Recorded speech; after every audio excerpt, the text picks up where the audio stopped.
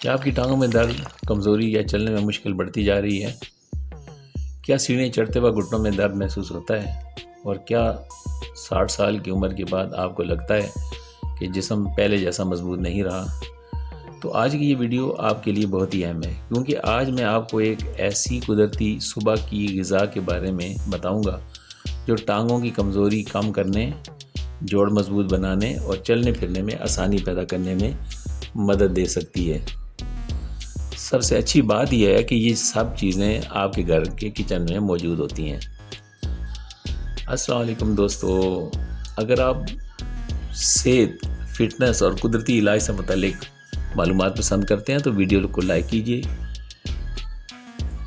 Channel को subscribe करें और बेल आइकन ज़रूर दबाएं ताकि ऐसी मुफीद वीडियो आप तक सबसे पहले पहुंच सकें।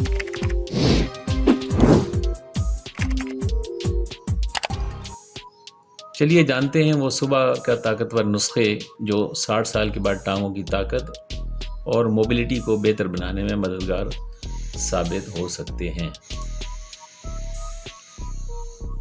सुबह के वक्त टांगों के दर्द के लिए मुफीद मशरूबात। सबसे पहले हल्दी वाला दूध सोजश और जोड़ों के दर्द में मददगार है। इसका तरीका यह है कि 1 गिलास नीम गर्म दूध में आधा चम्मच हल्दी डालें, सुबह निहार मुंह या रात को पिएं। नंबर 2, मेथी दाना और उसका पानी गठिया और जोड़ों की अकड़न के लिए मुफीद समझा जाता है। इसको बनाने का तरीका यह है कि रात को 1 चम्मच मेथी दाना पानी में भिगो दें, सुबह पानी पी लें। नंबर 3, अदरक और लीमू का गर्म पानी।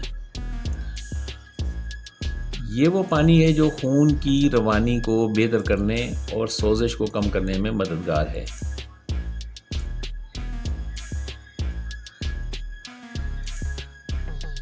इसका तरीका यह है कि गर्म पानी में अदरक उबालें, चंद कतरे लीमू शामिल करें और आराम से पी लें। सुबह सवेरे आराम से पी लें।